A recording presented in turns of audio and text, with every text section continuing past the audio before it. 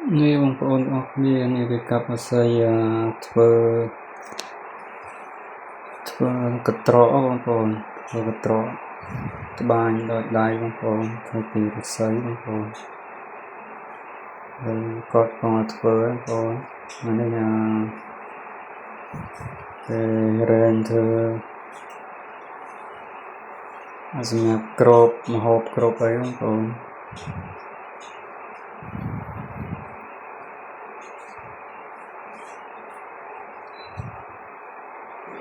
នេះបងប្អូនអរគ្នានេះធ្វើប៉ៅអ៊ីបងប្អូនធ្វើប៉ៅអ៊ីពីដើមឫស្សីបងប្អូន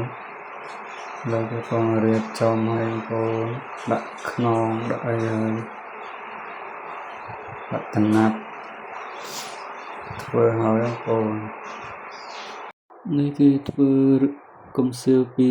គល់ឫស្សីបងប្អូនពិតជាស្អាតមែនតើ